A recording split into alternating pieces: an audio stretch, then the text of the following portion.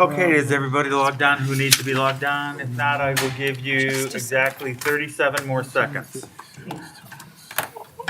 35. It's a lot of pressure. Yes, I hope you don't crack. I couldn't do it. I just couldn't do it. Hope everyone enjoys the cold weather out. That's stalling. I don't. However, we are through the first half of January. Isn't that awesome? We're in the second half of January. Yes. And that brings us to the shortest month of the year, February. I'm really good with the calendar. I'm just stalling, okay? I'm just going, okay? I really am. Okay, I'm going to reconvene us to open session. There are no discipline motions, so we won't be hearing any for that.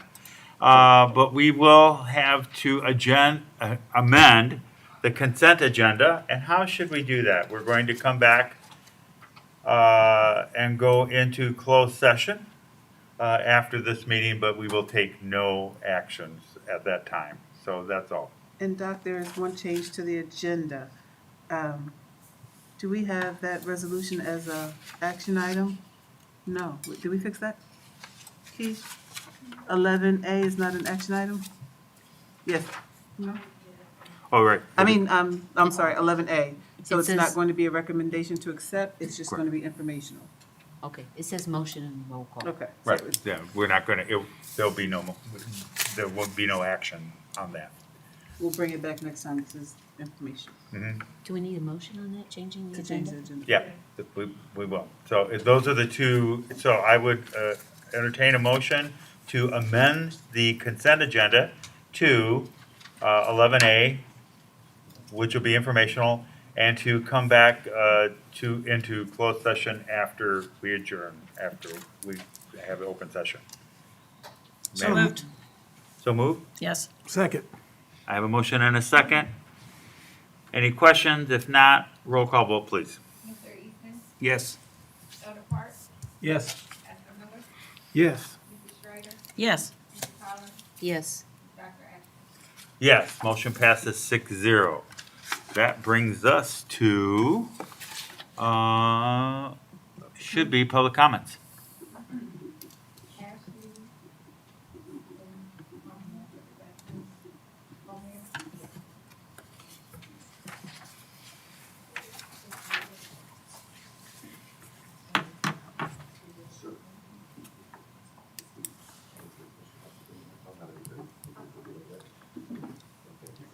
Oh, and just to let everybody know, public comments are limited to 5 minutes.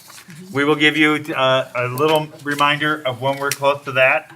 And you can remove your mask if you'd like to, because we will hear you better. And thank you very much.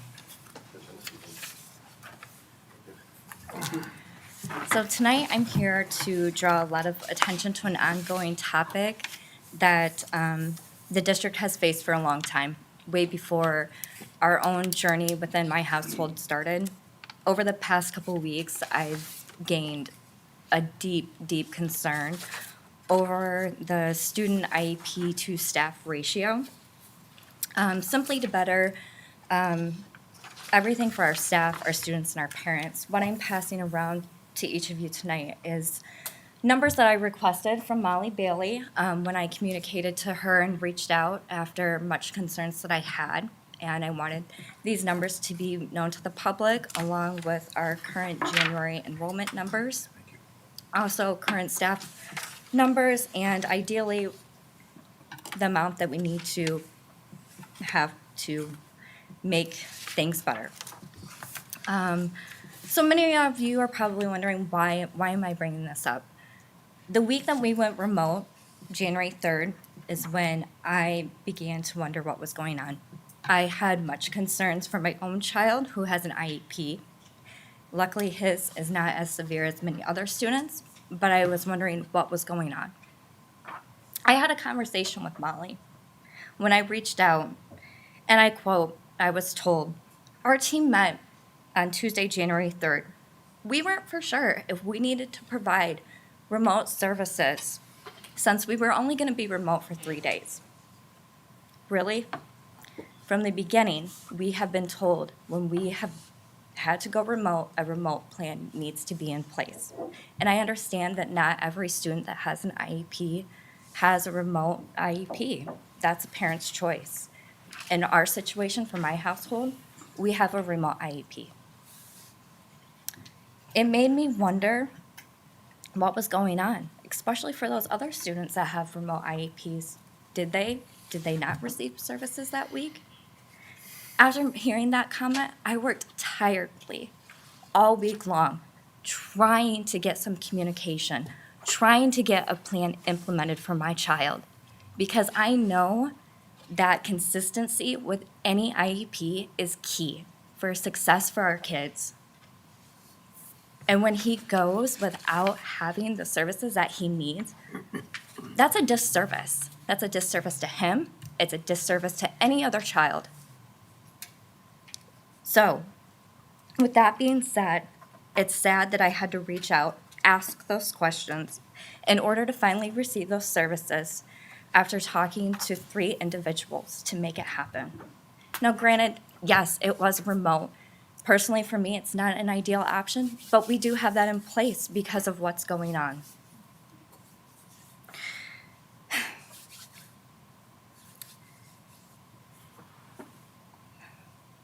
I understand that with the situation we were faced, that being remote happened quickly, but I am happy that I did raise the questions that I did ask, because it led me down this path of wondering how we can make things better. And I'm very optimistic, and I think that we can, but we do have many obstacles that we face. I do understand that there's a 10-day grace period with IEPs, and sadly, that always comes into play. I'm going to be honest, I do not 100% know all the laws and logistics behind IEPs, but again, consistency. And when I, as a parent, along with my husband, have given legal consent on an IEP document for remote services to happen, it needs to happen. And sadly, we are spreading ourselves way too thin as a district with the amount of staff that we do have. That's why I have provided those numbers. We have staff with max caseload numbers, multiple staff members work between buildings, and simply we just don't have enough staff in general. I'm really concerned about staff burnout, their caseload amounts, and also their classroom sizes.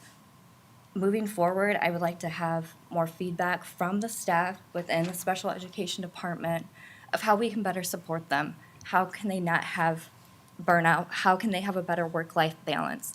A lot of them take their paperwork home, do it off the clock. A lot of them are stressed. I've reached out to staff members asking their concerns. And how can we better serve our students? How can we better communicate to our parents of this is what your child is entitled to based upon their IEP? And I understand that there are multiple challenges with shortages of staffing regionally, statewide, nationally, but we really need to assess our current situation of how we can do a better job recruiting, fulfilling our needs with the services for our students, our staff, and our parents. Thanks. Thank you. What's her last name? I didn't get her last name. Okay. Stacy from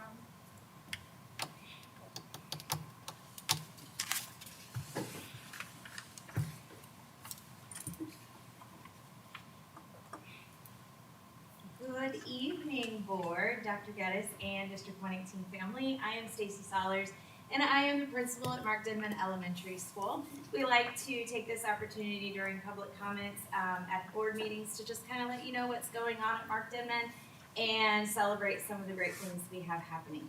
So the first thing that I would like to do is express our appreciation for all of the people who work so hard in our district, but especially our nurses, nurses, secretaries, home liaisons, and our food service workers, because they have done some amazing things in the last month. So we, especially at Mark Denman, really appreciated the fact that, we had 3,600 meals to get out in about an hour and a half, and people just rallied around that, and they got on buses and they took those out to our kiddos, and we made it happen. So super appreciative of all of those people that pitched in and did all the great things that they did for that. Something that I would like to share with you at Mark Denman, we set a PBIS goal every month, and this month we're super excited about our goal because it is managing our emotions at school and at home.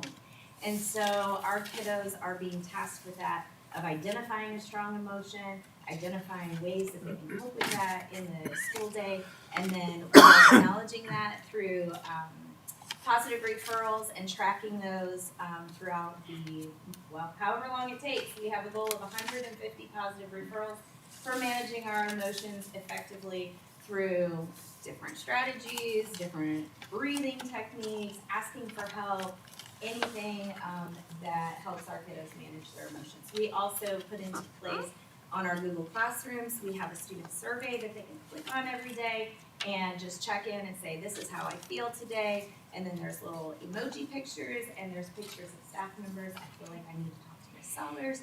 I have been asked so many times this week how old I am and what my whole name is, because they just want to talk to somebody. But we have also had some kiddos reach out with some things that are bothering them and really ask to speak to a social worker or speak to a home liaison about some things that's happening within their home that they need some support with. So we're seeing a lot of success with that.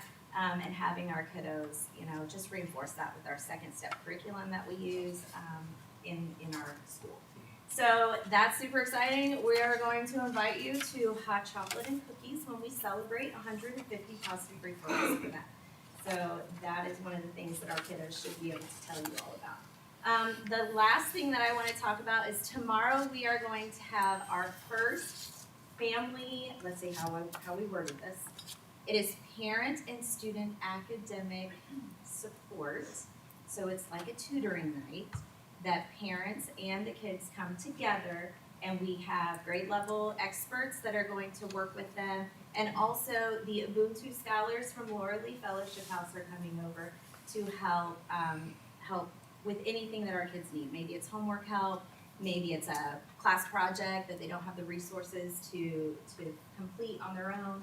Or maybe it's something, we have some tubs that are made up for just any skills that, we want to recognize that gap that we have. And maybe it's a skill that they haven't achieved yet. So we're going to have some people there to help work with them every Thursday night. And we'd invite you guys to come out and check it out.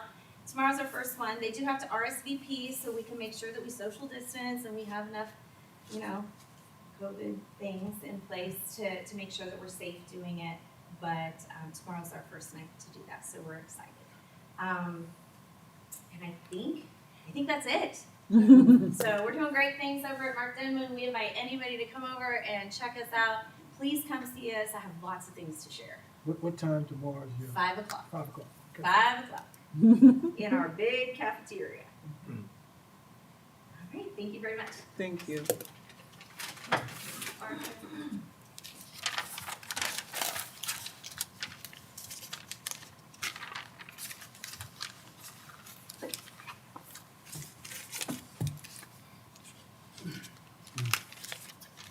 What was that? Reading from a form so fast to open and close the required public comment session in less than 1 minute?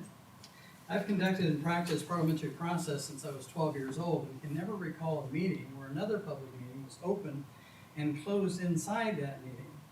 You may have attained the letter of the law you spoke of, since your masters made you perform in order to get your niblet treat, but you certainly did not meet the spirit of the law.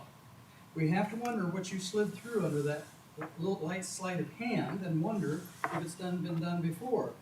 Next time, let's slow it down and actually make it a process of discovery, shall we? We seem to be witnessing a pattern of authoritarianism in our children's educational business, something that was confirmed last month's meeting when the superintendent admitted that masks were about obedience, also enthusiastically proclaiming that parents not obeying would be physically forced from the herd. We also learned that you are putting in place an inmate control system that will paddock everyone in the building, tracking and controlling access in every corner. How very gulag of you. Train them well. Today's media systems are designed to create and addict people. The flicker rates, colors, sounds, shapes are designed to stimulate your dopamine levels and keep you pressing buttons or sitting back slack-jawed watching a commercial. Because of all this, we currently have a serious digital addiction rate here at District 118, where junkies so desperate that you have to lock up their phones using a communication control device. So instead of helping them learn how to deal with their addictions through therapeutic education, you just bottle it up for the day, turn them loose in a hormone-driven frenzy of clicker training. For the new board members, please understand that in supporting the masking of our children is to participate in an ongoing crime against humanity, with court cases expanding rapidly. You are forcing children to apply a highly toxic and lethal device to their face, a device that has been repeatedly proven to have no effect upon the transmission of any virus. It is child abuse, because a technocrat said so. In the 1960s, research showed that most people will inflict ever-increasing harm to others when ordered to do so by those who are seen as an authority figure. It is the rare individual who will refuse. Because they told me to is never a defense. There have been 4 major types of human slavery. The first was the Egyptian model, involving direct physical control. The second was the Roman model, where the slaves managed the slaves. Then there was the feudalism, where peasants worked the land to pay for protection, with the democratic model being the latest tool. You see, the democratic model of slavery is so much more efficient, as the herd will spread out and fill in the jobs that are needed. All you have to do is drive them in the most profitable direction and harvest their production. Are we free? We're free, right? It's nearly 100% certain that every adult in this room can recite their Social Security number. If asked, they can hand you your Social Security card. Ironically, in Christian theology, in times, nearly everyone will have the mark of the beast upon their head and hand, without which you cannot buy, sell, or trade. Most all professions require the state to authorize their practice. You cannot drive without a license, and your papers must be in order when enforcement stops you.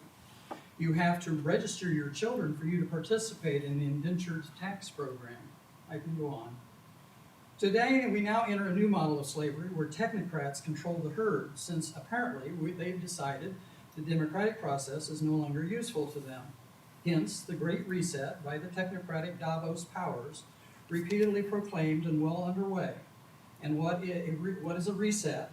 Is it going to be as the 4 horsemen thunder towards us? Being a master or slave has nothing to do with color. It has to do with who has the power and who must bend a knee. For some 3,000 years, man has been permanently enslaved. The color of the skin changes, shades and tones shift throughout the millennium, but it's all driven by the same creatures. And until we begin to recognize the mask of sanity and what it does to all of us, the Luciferian master-slave world will continue, since those on bent knees cannot see the dispassionate controlling mind that forces and keeps them down through obedience. Thank you. Amy? Bye. Thank you. Jackie, thank you.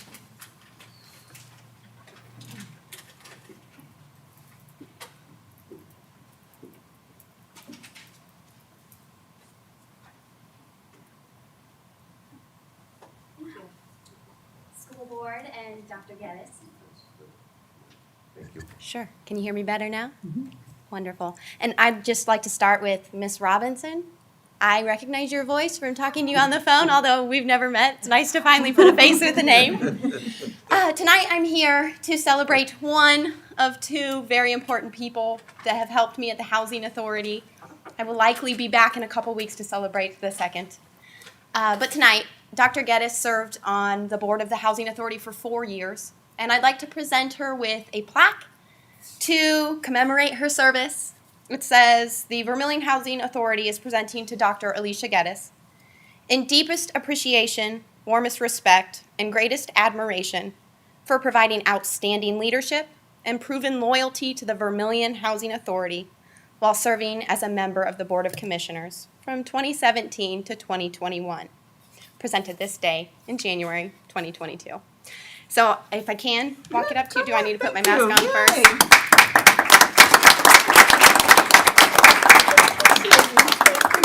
We can shake hands. Thank you very much. So Very, let, very briefly. oh, okay, Go 'cause I ahead, want Dr. to say Geddes. something about you. Go ahead. The Housing Authority is going through quite a bit of an adjustment right now. And I haven't been out because of COVID in about 2 years to groups. So I thought I might use my remaining 3.5 minutes or so just to kind of bring you up to speed with what the Housing Authority has been working on. Mr. Hart, if you could pass those to the school board. As Elder Parks and Dr. Geddes know, the Housing Authority is currently under a rebranding and revisioning process. We currently are working on 2 very large demolition projects, one here in the city of Danville and one in the city of Georgetown in the south part of the county. Oftentimes I've been asked what happens after demolition, what are you going to do with that space, how were residents impacted, and so this document is a pretty concise summary of what we've been working on, why demolition was necessary, what we are going to be working on here moving forward. The Housing Authority is a very committed community partner. We understand that we need to be able to work with entities like the school district to be able to support the families and the children that live with us throughout the county, and not just School District 118. And I just want to say, from Dr. Geddes, Elder Parks, Mr. Hart, Ms. Robinson, there are so many people in this room who have worked to help support the families that live with us at the Housing Authority here in the city of Danville. And I'm grateful for that partnership. If you guys have any questions, I'd be happy to answer them now or happy to answer them later. And like I said, I'll be back shortly for Elder Parks, if that's all right. Well, thank you. If I may, I would like to say, Ms. Benson, I do appreciate it. When I first came to the board, we had to take a walk through Fair Oaks, and I was not. Very clear. I wasn't happy about what I saw, and then while I waited for Ms. Benson to speak to everyone that she knew by name, she walked me through the vision, her vision of what's happening there, and the laws that have changed that prevent us from making some of the necessary changes. I did appreciate her vision. I can say, Danville, if you just hold on with her, if she can convince me, because I gave her a rough time as we walked through there, but she had a concrete plan, a concrete vision of how we can change it. She jumps through all the hoops that HUD gives her to make basic changes like the grass, the windows, so many hoops. I thought I had hoops. Yeah, you take the cake over there with HUD, but I do appreciate how you keep pushing and the vision that you have for public housing. And if we could just get there, if we get through the red tape, we will, as a community, we will be pleased with the changes. So I appreciate all of your hard work. Thank you. Thank you very much. Thank you.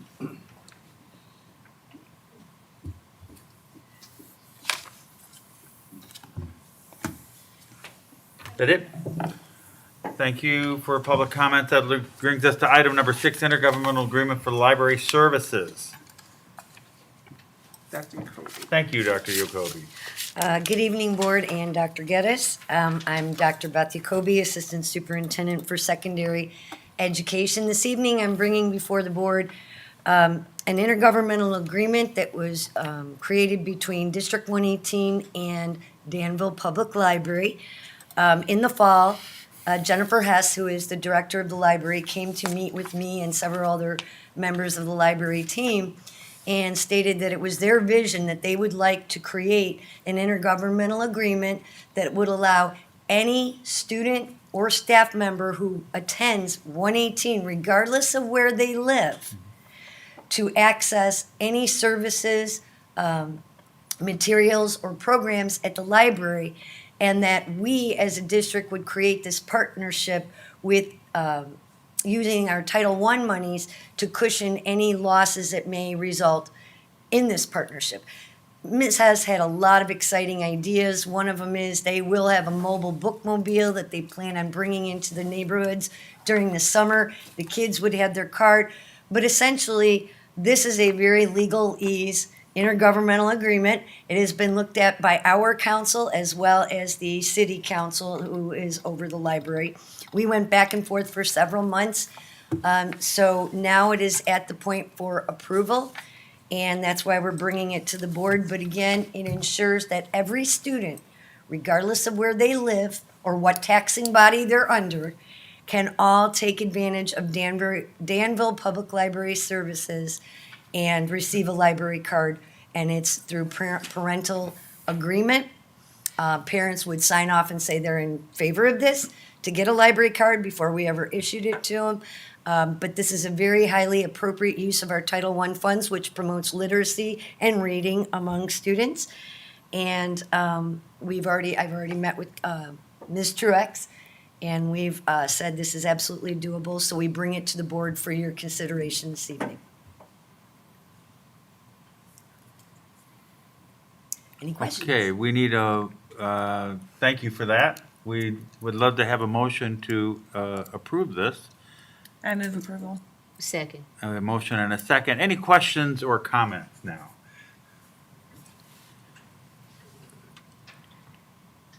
And we're budgeting how much? $10,000 is our district set aside in Title I. We have to place so many dollars in set aside services for all students within the district, and this would be one of them. So we may use it, may not use it. We may or may not use it. It depends on if there's any loss or damage for the library. I want to personally commend, then, sounds awesome, because any program that utilizes the library, first of all, and makes it easier, let's break down the barriers, and makes it easier to access the library and get information and use a wonderful resource that we have in our community, all the better. And if we can help enable that and make it easier, because someone may not even just get a card, now there's no excuse. I like this idea. I think it's wonderful. Can I just clarify? Regardless of taxing body, so. Regardless of taxing You don't live body. in Danville, and so you don't pay library taxes. You still have the opportunity, a child outside of that still has the opportunity to get a library card. Absolutely, and a That's child great. and staff member That's of great. District 118. That's what makes it intergovernmental. That's great. I just want to applaud Mrs. Hess from the library for partnering with the district. I'd love to continue to see more and more of our agencies and businesses in the community coming into partnership with us. That's really, that's the way it's supposed to work. And it's so creative, and I cannot wait to see the bookmobile in my neighborhood. Yeah, that's what I was just going to reiterate. The bookmobile can help people create a love for learning. Library with kids is great, so this is really good. Thank you. Okay. Thank you. Any other questions or comments? If not, roll call vote, please. Yes. Yes. Yes. Yes. Yes. Yes, motion passes 6-0. Thank you very much. Thank you. Brings us to item number 7, Early Childhood Pilot Program Partnership with the University of Illinois. That's right. There you go. Yeah, this is like I've got a secret with a real. It's okay. Good evening, board. Dr. Geddes. I'm Jonathan Rossi, interim principal at Southwest Elementary School. This pilot program from the U of I is similar to the one that I presented last year. Everything is identical except for when they applied for the grant. The grant committee said it was too long. 5 years was too long of a process. So they shortened it down to 3 years. So next year they plan on starting the process at the Urbana Early Childhood Center for Development, and then 23-24 school year will be at Champaign Early Childhood Center, and then they'll finally pilot the program at Southwest into the 24-25 school year, where in the previous grant, it would have been the 24-25 and 25-26 school year. Everything else is still the same. They'll still provide all the materials to try and increase parent involvement through math, games, and activities at the pre-K level. They'll still provide all the coaching for the teachers and parents. And the only thing that has changed was the time frame. So I'm asking for your approval for the partnership with the U of I, and that way they can apply for the grant again this year. Do you have Okay. any questions for me? Well, I would love to see, we have to approve this, so I'd love to see a motion. So moved. Thank you. Second. And I have a motion and a second. Any questions or comments? How many students are in each class? It depends upon the classroom. So the ECSE can have 10 students in the classroom, the blended can have 17, and our preschool for all can have 20. And they want to split it up, have 6 control classrooms and 6 treatment classrooms. and that way they can compare the data when the pilot is completed. And they'll- Are these, I'm sorry, no, Mr. Easton. they'll give us the data too at the end, and you'll report back in some way, I'm sure. I can ask for that. Okay. Are these the half-day preschool or full-day preschool? They asked for Southwest because they're very familiar with our program. They send us a lot of student teachers, and it would be for the half-day preschool at Southwest. So agreeing to this agreement, or voting on this agreement, it's a ways out before the pilot starts. What are the Correct. chances that things will change? I'm going to say extremely likely because next year is their development year, and then they're going to have a test year, and then hopefully they work out all the kinks, and all their research they do creates a program that'll be successful. So you'd have to come back to amend the agreement?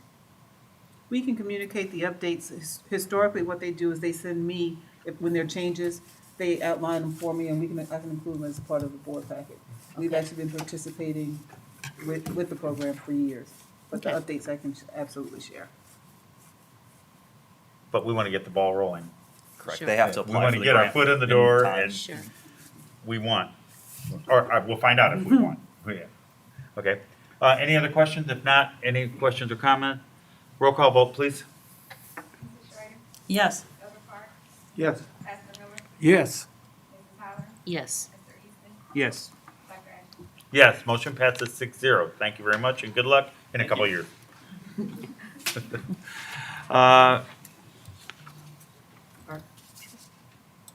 Archery, Archery. item 8. Aye. Are you an archer? No. Okay. Good evening, Dr. Ashton, Dr. Geddes and board. John Hart, Assistant Superintendent for Elementary Schools, and I'm here tonight to recommend that we add archery as an extracurricular activity in kindergarten through 8th grade.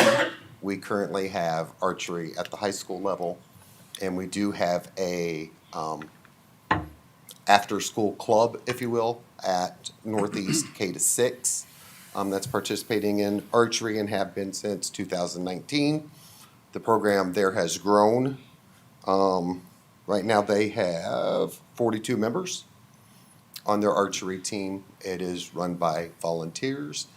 We would like to give the opportunity for the other elementary schools, the upper elementary school and the middle school to participate in the activity as well and kind of fill that gap to really get students prepared for when they're in high schools or in high school where archery is, I want to say, a little more competitive, but that Northeast group is pretty competitive. Now, actually, I saw they placed 4th, I think last weekend. Was it 4th?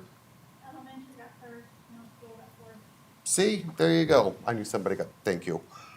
So again, pretty competitive at Northeast, and I really think it's something that we need to look at district-wide. Okay. That's your recommendation. That is my recommendation. May we have a motion to approve his recommendation? Motion. Second. I have a motion and a second. Any questions or comments? I'm all for it. Congratulations to our teams. Yes. That's awesome. Mm-hmm. Okay. Seeing none, we're voting on archery as an extracurricular position in elementary, middle school. Roll call vote, please. Mrs. Schreider? Yes. Elder Clark? Yes. Mr. Easton? Yes. Mrs. Holler? Yes. Pastor Miller? Yes. Dr. Ashton? Yes, motion passes 6-0. Congratulations. Thank Thank you, you. Mrs. Hightower. I didn't see you back there.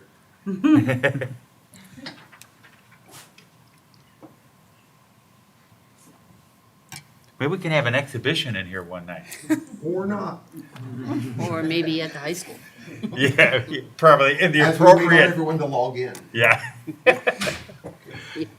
That brings us to item number 9. Because you've come to the podium, it must be something with curriculum. Yes, it is. Well, or good evening, board and Dr. Geddes. I have some informational items. are? Oh, I'm Mary Ellen Button, Director of Curriculum. Oh, thank you. Yes. Pleased to meet you. Nice to meet Yeah. you too. It's shocking that I'm up here again. We have some curriculum mandates that have come through the state that I wanted to make you aware of. There are 3 of them, and the first one is that they've asked that we provide opioid. I was been worried about saying that the right way the whole time about tonight. That prevention and avoidance to students in grades K through 8. And we've had, in the past, this is something that we kind of do.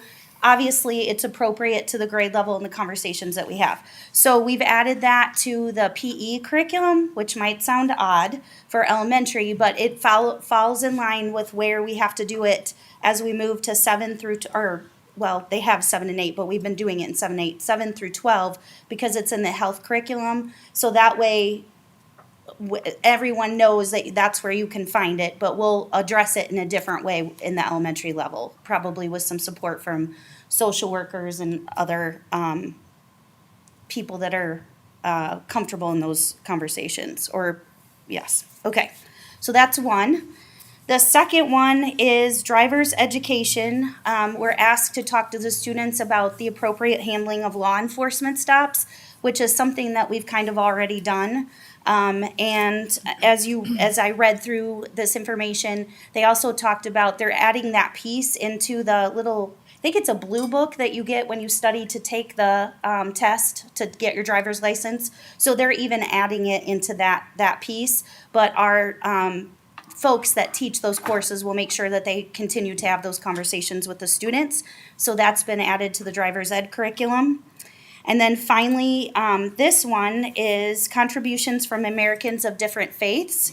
And basically, this just means that if these conversations happen, that we make sure that they're balanced, that we're not just talking about one faith over another, but we're making sure that they're balanced. It does talk about it being in U.S. history, but it's not often that when we're talking about folks that we bring up their religious backgrounds unless it pertains to the subject area specifically. So where we do talk about different religions is in world history. So that might be a more appropriate place for it to put it. But basically, it's not a unit of instruction. It just means that we don't always give one example of people from different or from a faith and the contributions that they made. If we were to do that, we would want to do it in a balanced fashion. So those are the 3 curricular mandates. There's a few more that they did ask us to do, but those require like units that we have to add. So we'll bring those closer to the beginning of next school year because it takes us a little bit of time to create those and do them effectively. I think there's only 2 more that we need to bring to you.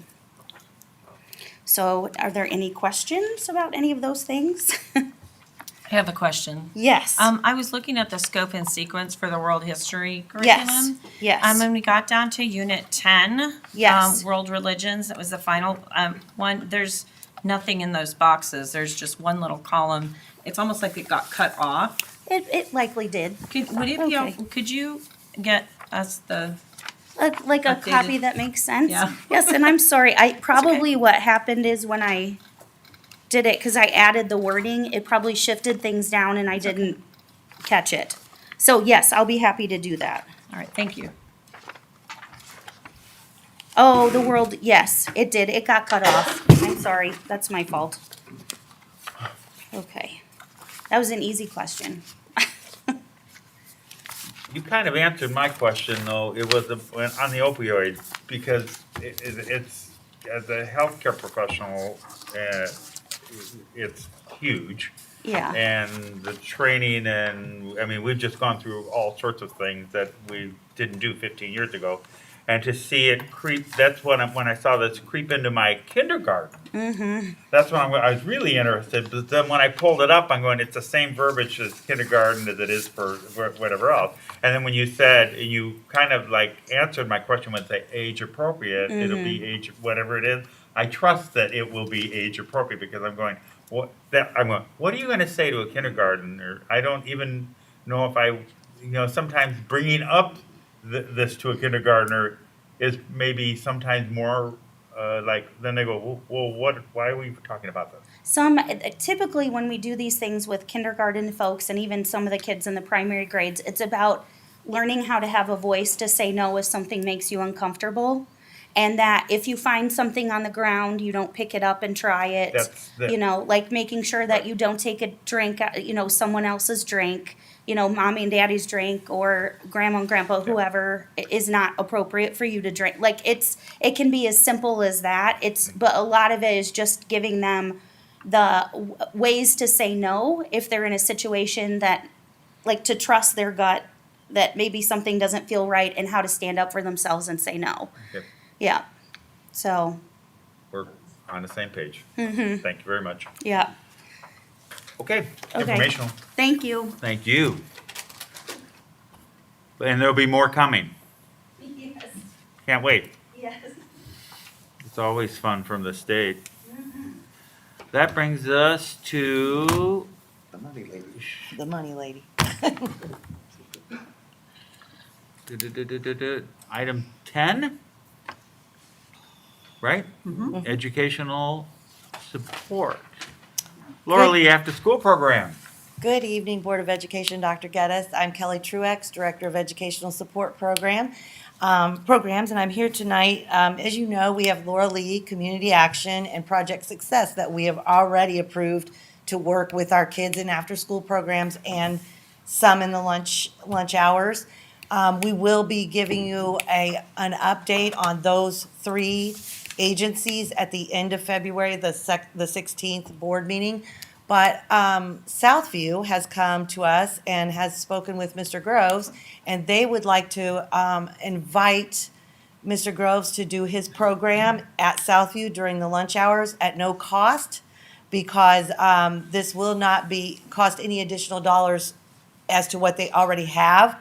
Right now, Laura Lee has 45 full-time students at Danville High School, and by full-time, that means they do the lunch hours and the evening events, and they have 3 doing lunch only. They have 15 full-time students at Northridge and 16 lunch only, and they will take up to 80 now at Southview in the lunch hours. I know I've talked with Ms. Prunkard, and she's pretty excited about what David Groves is doing, and he will be bringing some kids back at the end of February at our board meeting. So we are asking that you approve Laura Lee's program to go into Southview. He will follow the same service agreement. He's just making an amendment to add Laura Lee at no extra cost. So moved. Second. I have a motion and a second. No, I guess I shouldn't. That- Somebody else. Oh. Yeah. Oh, Oh, I'll make the motion then. okay. I have a motion. Do I have a second? Second. Okay, everybody argue for it. I didn't even have to say a word. Thank you very much. And the idea of first of all, any questions or comments? I'll make a comment. No cost. Thank you. And the amount of slots. Thank you. Seems like a no-brainer. Thank you. Yes. Okay, anyone else? See none? Roll call vote, please. Mr. Collins? Yes. Mr. Strader? Yes. Dr. Park? Yes. Mr. Easton? Yes. Dr. Miller? Abstain. Dr. Ed? Yes. Motion passes 5 yay, 1 abstention. Thank you very, very much. Thank you, and I look forward to updating you at the end of February. We'll see you in February. Hope we're all here. Let's see, business and finance. And remember, we will not be taking action this evening. We're just informational. So we're, Good evening, Board. Dr. Geddes, Danville 118 family. I am Narcissus Rankin, Director of Business and Finance. First this evening, we're going to have Ms. Hope Wheeler with Clifton Larson Allen. She's going to do an audit review informational for you guys. And there's going to be a PDF presentation. I think you just need to tell John, right? John needs to turn it on, but we need to. Oh, yeah, it should be. Yeah. think it's tell him to ready. turn it on. It should be. Miss Hummel isn't here tonight, you tell.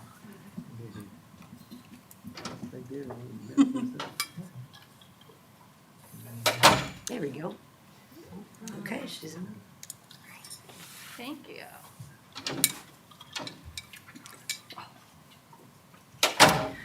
Good evening. Thanks for having me here tonight to present the results of your June 30, 2021 audit. A lot of information you received, a voluminous report in your board packets, so I summarized it here. If I can skip through this, okay? Yeah. So here, just to talk a little bit about the terms of the engagement, all the reports that we issue.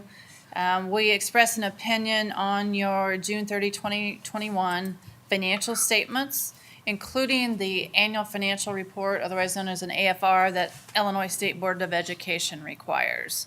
We also report on your internal controls and compliance under government auditing standards, otherwise known as Yellow Book, and we express an opinion on compliance over your major federal programs. All of those were in the packet that you received. All of those have been issued December 14th and have been submitted and filed where necessary. We also just note that we provide a summarization of our audit findings and observations here. Then there are two other what I would call ancillary reports. These are both substantially completed and just being submitted right now. They are not due until 9 months after fiscal year end. The SAFER stands for Consolidated Year-End Financial Report. New report a few years ago required by the Government Transparency Act. That is done and ready to be uploaded.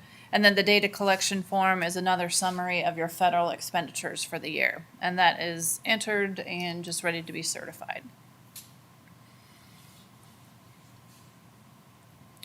Just a brief summary here of the audit process.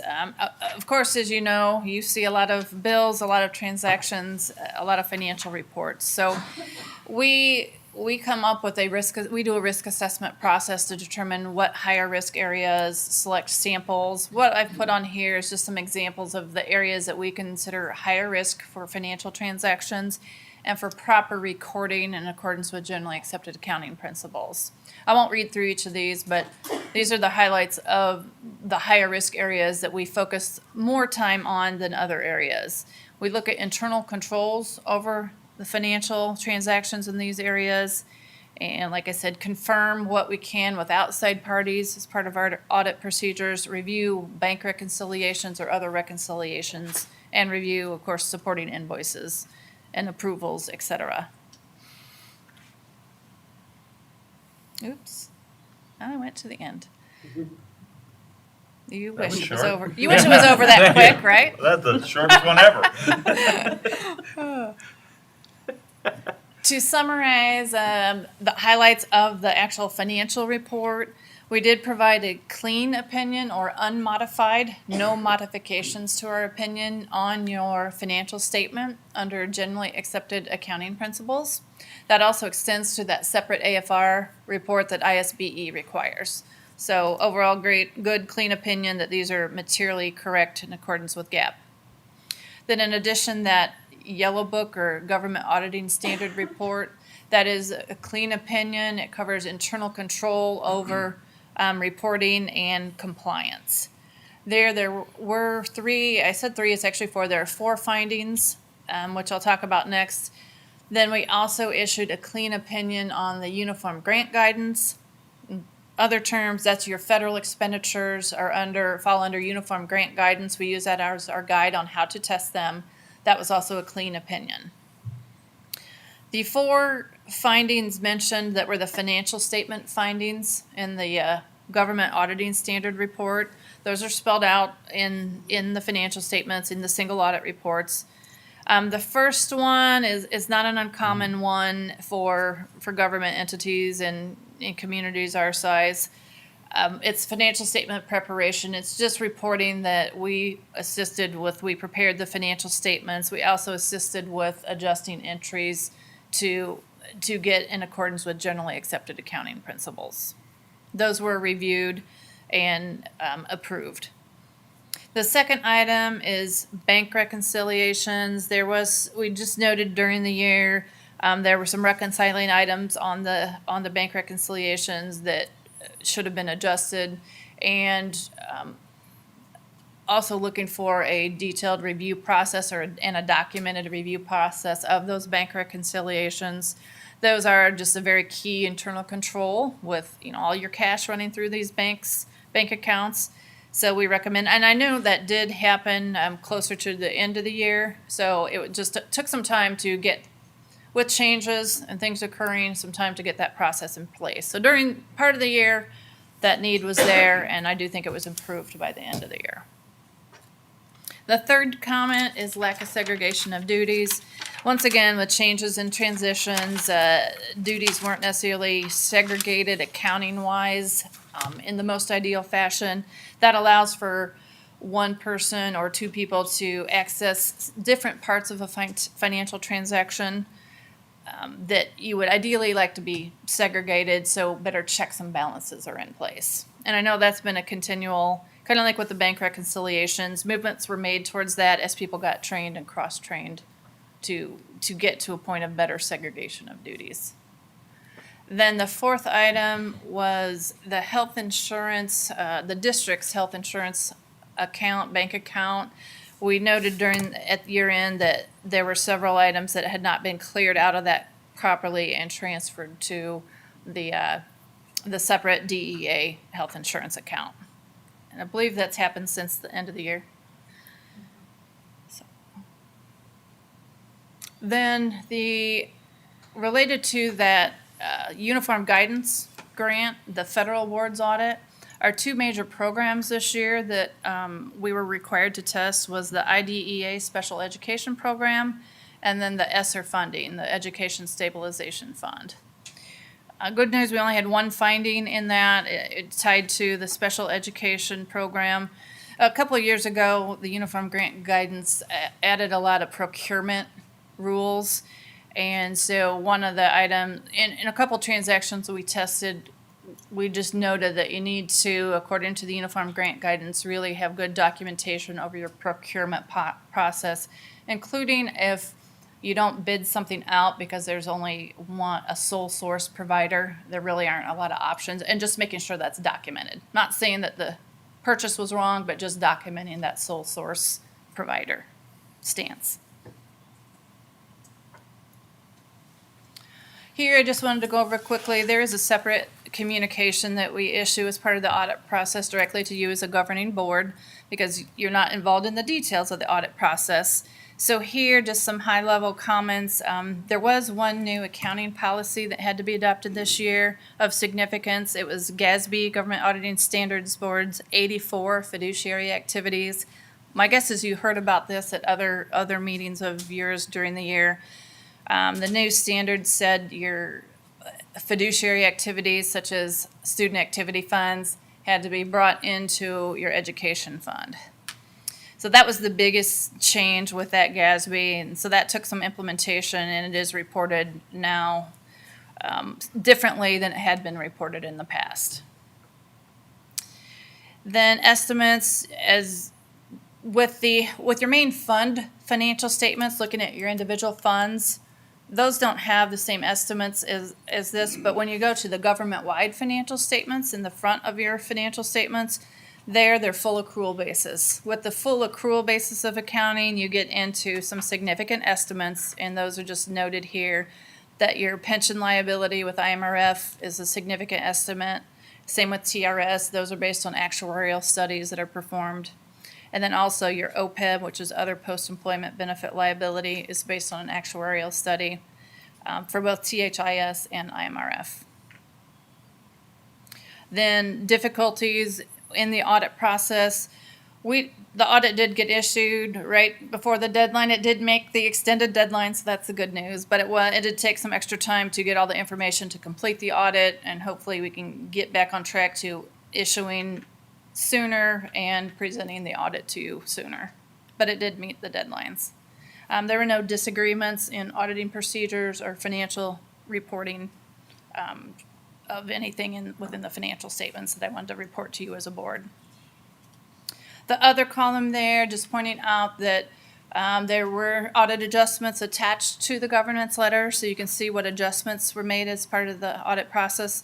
Now, a lot of those aren't necessarily errors. They are these adjustments to get to this modified accrual and full accrual basis of accounting. Then the last bullet point there, one uncorrected misstatement. That just refers to if we note some items that are smaller, not over a certain significant scope, we accumulate those to make sure in total they aren't over scope, and we attach those to the letter so you can see those. There was only one that wasn't corrected within the audit report, and that related to an unemployment liability.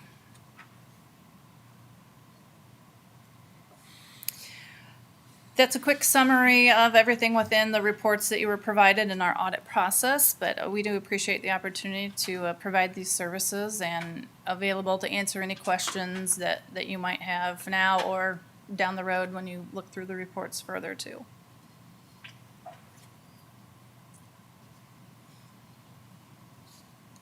Much better way of presenting it. Thank Just you. I've noted all your changes, much better way. Thank you. I felt so too. It's like we don't need to go through certain dollar amounts and everything. You've gone through those on a monthly basis. It's more user friendly for everyone who's not the school finance geeks, me, you, and Narcissus. But much more user friendly. Very good. Thank you. I appreciate that feedback because I do want to know that. And so I actually would like to highlight Mr. Easton's question. He gave me some really great questions. One that I wanted to bring out. He said, so why the adjustments? Like, what happens? Are you not able to get it done in time? And that's a great question. Often, we don't get our money from the state until after our fiscal year ends. And so while we have a 90-day recognition period, sometimes they don't make the 90 days. And so it hits the books. We have to note to hope that we did receive the money, and then we have to also adjust the expenses accordingly. We'll get a ding for that because it's outside of the period, and I don't want to say a ding, but there has to be adjustments made. So I thought that was a great question that I actually just wanted to bring out.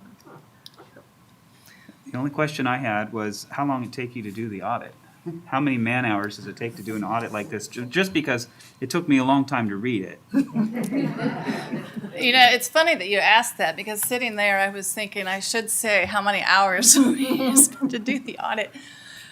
And they all start to blend together a little bit, I have to admit, but it's probably 700 hours.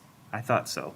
It's a long time. We do, I've thought about mentioning this too, so I will real quickly here, but we come out, we bother Narcissus and the whole group starting in May. We come out and do preliminary procedures. That's when we look at your internal controls and we can walk through transactions during the year. And we start looking at activity funds too. And then we still ask questions a little bit over the summer. Then we come out in the end of August and spend a number of weeks then testing a lot of the year end or the full year transactions.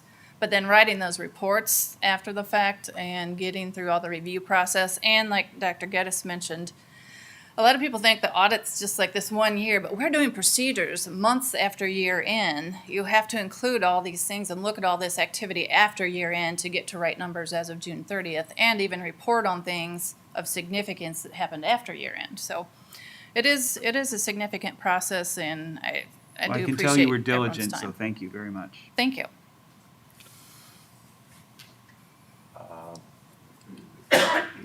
Yeah, quite a process. The findings, there were some findings. Nothing super significant that we should be extremely alarmed about. That's always a tough question. Well, internal controls are there to protect you, protect the members of the business office and the taxpayers. So you always want to make sure those are the best internal controls there can be. So the second and third finding, you do want to just really keep an eye on that and making sure that you are getting with the staff you have. And sometimes there's capacity issues, and we understand that, and you have to look at cost benefit. But making sure anytime you can get a second set of eyes on things, always showing that second review off just to make sure checks and balances are in place is key. It's great, when no fraud is discovered, it all seems okay. But then the what if's always out there, and we certainly didn't see any indication of anything like that. But I would just always keep your eye on the internal controls and making sure you're always looking to improve the documentation of those and making sure the controls are occurring. The health insurance, that was a new finding this year, and that was a significant dollar amount, but that was really, moving money from one account to another. It was easily corrected, and I think, once again, that had to do with transitions, so I think there's probably, a narcissist can answer that, probably a good process in place already that will allow that will ensure that doesn't happen again. Yes, ma'am. Okay, and as you go through and you find these things, there's feedback between the staff, between everybody, okay? Like, how can we rectify this and just And going Ms. through Hope the, is really good about, like, I could call her at any time, like, anytime during the year. Like, she's good about if I have questions or if I need suggestions about something. So she's always very helpful. So, yeah, that's good. so it's like a work in progress even during an audit. What she consistently tells us, though, is that we don't have enough people to do the checks and balances. I want to highlight that. We've had that finding forever. And what it's saying is there aren't enough people, to your point, there aren't enough people to divvy the tasks. And so we consistently get that finding. We also get the finding because we actually have to hire them to do some of the work for us. And ideally, what they'd like to see is we have our own people hired to do the work and they simply check it. Well, hiring is an issue. We've had the postings forever. We just can't get the people, so we do have to hire her. And then she has to ding me for hiring her every year. And then I don't have enough people to do the checks and balances. So until the labor issues change, we will consistently get at least those 2 dings. Yep. And I hate to make excuses, but of all the audits, of all the organizations that we've had audited, I've never seen a finding come back that said, your controls are awesome, you have so many and everything's in place. I see the quite often that, that it's a recurring theme with organizations. You should have more control in place. There's always something that could be done. And I will too, just add real quick, that something I really appreciate about narcissists, and this isn't just because she's standing next to me. But it helps, though. There are a lot of people in places that get a finding and it's just an argument. And narcissist really wants to understand that. She calls me or we sit down and she says, okay, explain this to me. I want to know. And we walk through it. So I really appreciate the wanting to understand it and then really working to make sure it's gone when possible. So that's a great trait and helps make that list not grow longer for future years. Well, that was to the question that I was wanting to ask you. How was it working with our business team? Were they transparent? Was it cordial? And that's all important for a work environment, and it's something that as a board, we want to know about. I'm assuming it was, but would there be a place in here for you to tell us if they were a real pain? With narcissists standing right beside me and Kelly out here and yeah, there was that disagreements or other column. That's where when we have issues, we do like to spell them out. I don't know that I would necessarily typically say if someone was difficult to work with, but Dr. Geddes might hear about that. But yeah, no, very, very friendly, very good to work with. Like I said, very interested in what you mean, what you're asking for, and what can we do differently. I will say that sometimes we do have to ask for things multiple times. I think that goes back to, and that's part of the reason it takes longer, goes back to there are only so many people and wearing a lot of hats, I think, so. Thanks. Okay. Thank you. Thank you very, very much. Thank you. If there aren't any other questions, then we will put this on the agenda at our next meeting for approval, although it's already gone out. We have no control over her since she Yeah, stayed. right. So thank you. Okay. All right. Bond resolution. Bond Okay. resolution, yes. So at the December 15th board meeting, the board approved the levy recommendation, and at that time, I understood that you guys wanted to abate the taxes. So this evening, I am recommending that we adopt the resolution for the abatement of the taxes for the 2021 calendar year. So move. Second. Thank you. I have a motion and a second. This is because we didn't have it on the agenda and we couldn't make it an action item at that last meeting, so we're going to take care of it tonight. And it's abatement of taxes for, the portion of the taxes heretofore levied for the year 2021 to pay debt service on the taxable general obligation school bond, Series 2016A, qualified school construction bonds of District 118. Correct? Correct. And any questions or comments? Anything I can save taxpayers with some money, and this would save taxpayers some money. So, I'm all for it, $147,084.15. so year after year, I will be for this. Is there any other comments? This is what we're voting on. Roll call vote, please. Yes. Yes. Yes. Yes. Yes. Yes, motion passes 6-0. Thank you very, very much. 11C. Last month, on December 15th, the board also approved the leasing of the driver's ed vehicles from Carmack, local vendor. Honda financing requires a lease, a resolution to lease. And so that is what I'm recommending, that we adopt the resolution to lease from Carmack, the 3 driver's ed vehicles.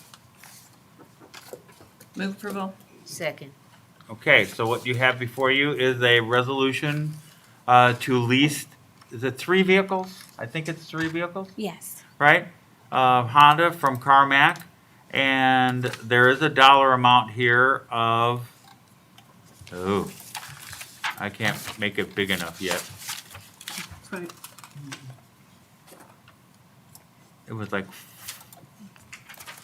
Do you want them individually? no, the whole thing, I don't really care. But I mean, but we have to mention that It there's a was- dollar amount for Yeah, this and I kind have of what it it, is. Dr. Ashton. Pardon me? I have it. Yeah. It was for 2 vehicles, 14,400 over the term of the lease, which is a 36-month lease. And then for the 3rd vehicle, it was $15,480 over 3 years. Got it. Okay. So 14.4, and then one at 15,480. Yes, sir. Okay. And that's the resolution. Any questions or comments? Only comment I have is I think it should be a concern of ours that we try to purchase these in the future. That was mentioned last time. And it does sort of alarm me that there's not a option to purchase at the end of this agreement, which I thought would have been nice to have, but since we didn't ask for it, I guess that's why it's not there. Well, it may be, and it still may be available. So, yeah, we can look into that when we're looking at purchasing. But we have 3 years now to think about it. If we approve this. So thank you for that. Any other questions or comments? If not, roll call vote, please. Okay, Dr. Ashton. Yeah, I think you have to read the resolution in order for it to be. Yes. Okay. That's a long resolution. No, just the portion on the agenda. Okey doke. The resolution to enter into 2022 lease agreement with Carmack Honda driver's education vehicle Yep, that's what the attorney. for the gave me. aforesaid of 14,400 times 2 and 15,400, I think, times 1. Yes. That's legal. Okay, roll call vote, Attorney please. told me. Yes. Yes. Yes. Yes. Yes. Yes, and it is done. Thank Motion you. passes 6-0. Buildings and grounds, thank you very much.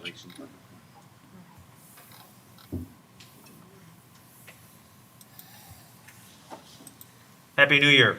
Happy New Year. It is. Good evening, Dr. Geddes, Board. My name's Skip Truex, Director of Building and Grounds. I come tonight to ask the board to accept the bid for 3 rooftop units at Liberty Elementary School for $596,000.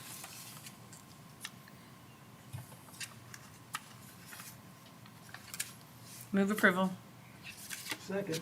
I have a motion and approval to accept the bid from It's Reliable Plumbing and Heating, Uh-huh. Champaign, For 500 and, $96,000. thank you. Any questions or comments?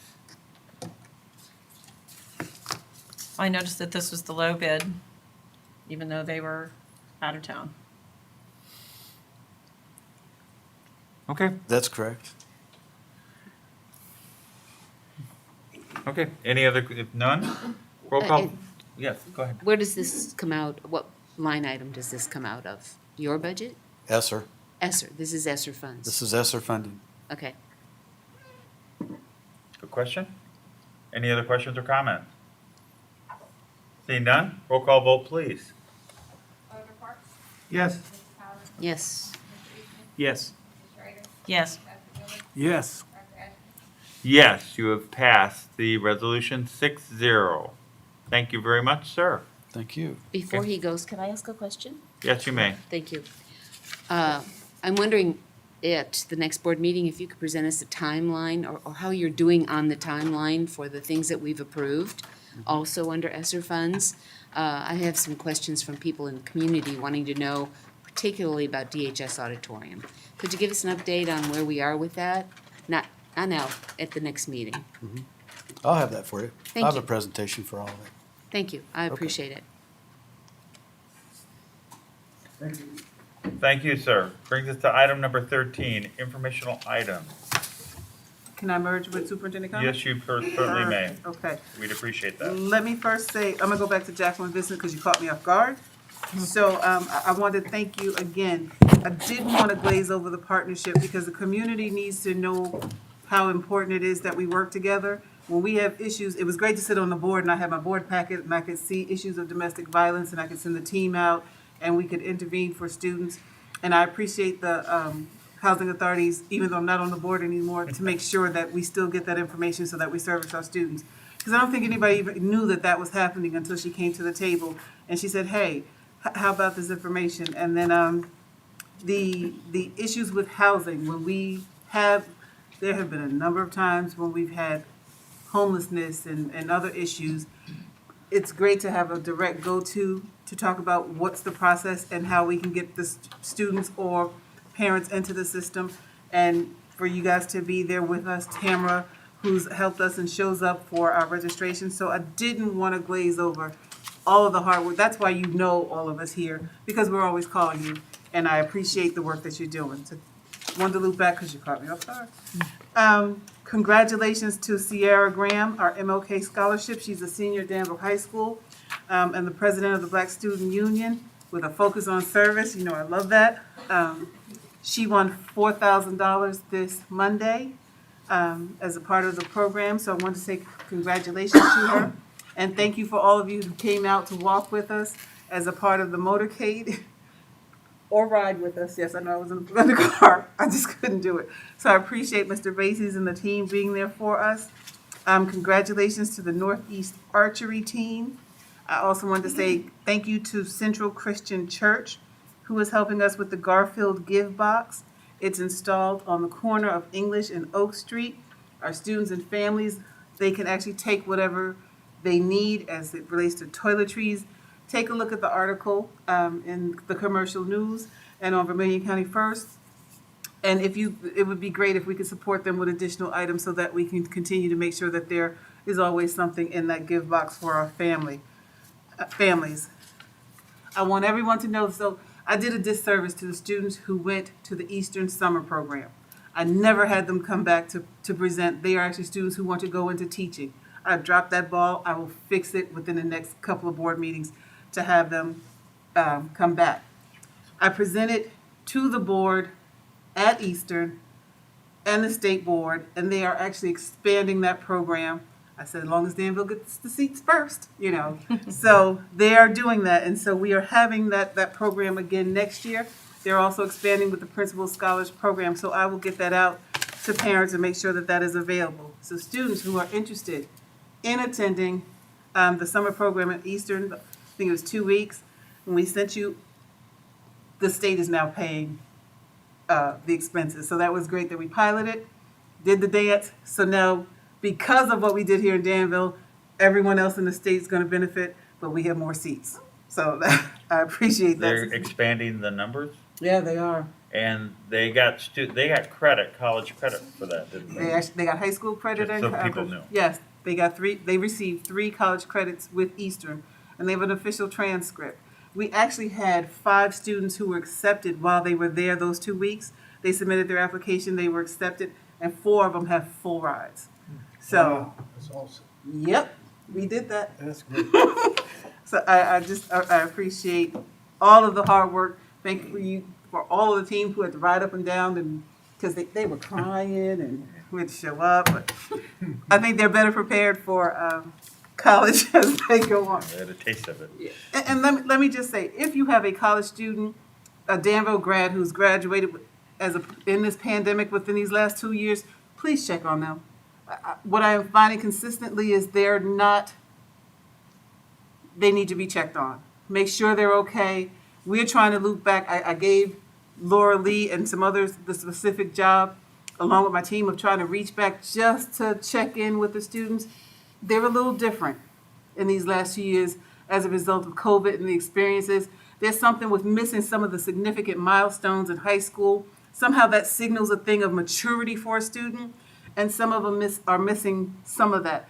Not everyone, not every student, but just if you know a student who's graduated, maybe in college, just check on them. Hey, how you doing? Just wanted to see how it's going. I really appreciate it. I think they need that. So I've been meaning to get that in, and I want to say that. That it? I think so. Let's start from the far right this evening. All right. I just wanted to share something here. I've paid a lot of attention to things, and I've noticed something specific. Resilience. If you look it up in the dictionary, it's the capacity to recover quickly from difficulties. It also means toughness. And I've seen, specifically, I want to talk right now to our bus drivers and our food service workers, janitors, maintenance workers. I just want to thank you on behalf of myself, and I know the board agrees, for your resilience, for your toughness. Our future, our kids' future, continues to be relying on you showing up and doing the good work that you're doing. To our students and teachers, also, resilience, your toughness, home liaisons, nurses. This is our 3rd year going into this pandemic right now, and I speak for myself, but I'm sure for others in this room, this experience that we've been in has not been anything we would have desired or anything we would have planned for. And so, students and teachers especially, what you've had to deal with is hard. And I continue to be a hopeful person that it won't always be this way. So I think it's important that we think about that there is light at the end of this dark tunnel that we're in. And I'm grateful that you're understanding that we don't know what will happen next, but we're going to get through it. Dr. Geddes says that a lot. We're going to get through this. I'm just impressed, again, that you're striving to do it with excellence, that you're not just checking the boxes. I can see it. I know others see it too. And again, lastly, I just want to say thank you to our administrators. I can't imagine what it's like to have to go day to day wondering if you're going to have school tomorrow. And Dr. Geddes, I see that you're being diligent. I used that word with the auditor earlier. It's hard to try to be normal in this time. And our students, our families are grateful for what you're doing. And I just wanted to say thank you. That's all. I wanted to thank the parents who came to speak tonight, members of the community as well. We really value your public comments. I know I say this, I've said this before, but we really value what you have to say. Please keep bringing your comments here. We respect you. Your students are your children to raise. They belong to you, not the district, not the board. And we honor you and value you. So please keep being a part of our educational community here. We appreciate you. I wanted to also say to Ms. Rankin and her team, thank you for representing us so well during that audit process. I can't even imagine the amount of detail, and it's just mind-boggling to me. And one thing I've noticed about your team, really about everything, but you're in the limelight right now, and I think it comes from Dr. Geddes setting the example, that when there is an issue or a finding, our attitude as a district, it seems, is how are we, okay, here's where we are, how do we improve? How do we get better? Let's always be in a state of continuous improvement. And I've noticed that, and that's one reason that we have been able to be nimble and flexible, and there's so much that your department is the thing that was just highlighted today, but it goes across the board, and I appreciate that you've made us proud, and your team has made us proud. I wanted to also say to Ms. Sollers, thank you so much for coming. You've come a couple of times and given us good news, and I love to hear good news about good people, and your kids are amazing, and I always, every time I see you walk up, I know I'm going to be excited and happy about what's going on in the district, so please continue to do that. We love hearing from everyone, and it really, that's what we're here for, so thank you all for that.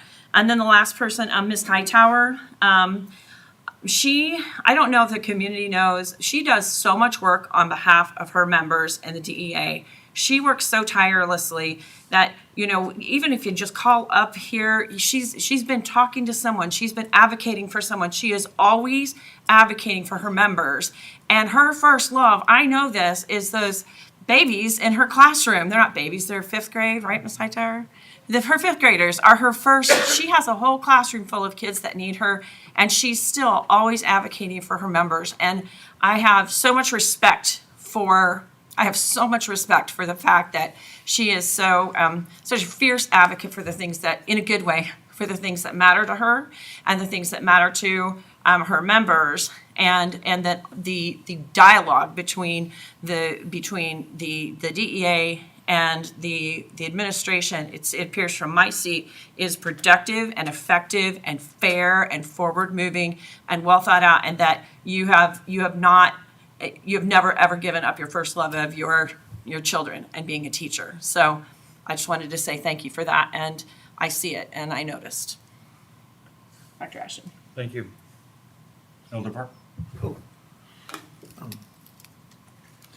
I also want to ditto to what has already been said regarding the staff and what you all have been able to do during this pandemic. I applaud you for what you continue to do and the dedication that you have for our students. There is a Hebrew word that means ascending. You all are constantly ascending to higher heights. And that's because, again, of your dedication. So I applaud you for it. And that audit report, I will tell you this. I've been through some audits regarding the state. And I know what you went through and how they would always, just when you think that you're there, they come back and find something else. And you have to start all over again. So I applaud you for the work that you all have done in that audit report. So God bless you for what you've done. I'd just like to say, Dr. Geddes, congratulations, being recognized as one of the board members for the Housing Authority in Danville, and all the other responsibilities that you have. You have really served our community well, and again, I just thank you for that, and we'll continue to encourage you to continue with whatever you can do to help support our community. I know you have been working very hard to get our students as much opportunities as possible, so your input with the Eastern program is excellent, and we have a shortage of teachers in this whole country. If we can continue to encourage our students and grow our own, I know that's going to give us a better opportunity to keep having students involved with the teaching education. And so again, for what you do with Laura Lee and helping us there with having that program, just again to all the other administrators, staff, and everybody else said, bus drivers, food servers, and Mr. Truax with issues with the buildings that he is constantly putting things back together for us. Thank you for that. And again, I'm very glad that we are surviving this pandemic. And it is a constant, everyday challenge for our administrators, teachers, and even the parents. And we are greatly appreciative of everyone that has been working and keeping us going through this most difficult time. So just want to thank everybody. Thank you. I'd also like to echo, not to just continue to repeat what people have said, but kudos to our staff. We ask you time and again to be flexible, and you have risen to the occasion every time. I want you to know that I hear you, and pretty much all of us sitting here hear your frustration about not being able to plan from day to day. If educators and parents are anything, they're planners, and they want to know A to Z, and they want to do it in that order, and we appreciate that. That's what makes you so good at what you do. Unfortunately, the pandemic doesn't allow us to plan so far ahead, and so we have to make last-minute decisions. But we hear your frustration. We understand how hard it is to get childcare at the last minute, how hard it is to get your lesson plans flipped from in-classroom to remote. We understand all that, and we thank you for your patience, and we thank you for your flexibility. Hang with us. We're all doing the best we can, and we know you all are doing the best you can. So thank you very much for what you do every single day. That was well put. So I don't have to say anything about it, but I'm going to say thank you all. Because you can't, if you're going to hit another one more time, you're maybe. I'm certainly not going to be as eloquent as Mrs. Halloran. That was awesome. But thank you all, the staff. Another thing I highlighted that came to me while you were saying about and you were receiving your honor and other parks being on it is I don't think maybe a lot of people realize how many boards you're on or how many things or community service. I know, I understand it, but that wasn't about you. It was also Dr. Jacoby, Mr. Hart, everybody here. I have other staff also that are on boards. I see the board, the populace of it. They participate in our community, and our fingers are all over the place. Mm-hmm. So it is not just the job of getting the job done here. They're also out in the community getting feedback from all those 22 boards that you guys are all on, okay? Because you get feedback from there and then bringing it back here and try and integrate it and then taking care of the job at hand. Yes, the pandemic is frustrating. We got that after 2 years, and we are just as upset as here. I'm just as upset as everybody else. I'm sick of the darn thing. Thank you very much. But it's here, and it came back with a vengeance. We have to deal with it. And we know the vengeance because we have people out. We have so many people out. I can't keeping an office open. Everybody just keeping a McDonald's going. It's tough everywhere. So we're trying to do the best job that we possibly can, educate our kids. Kudos that we have gotten through half this year. You know, we're in person this year, okay? Not remote. It is awesome. So thank you. Please be, like you said, be patient with us. We understand. We totally understand. With that, we thank everybody for everything, and we will be going into closed session. No action will be taken. Thank you very much. Happy New Year and joy. It's Wednesday. Thank you all.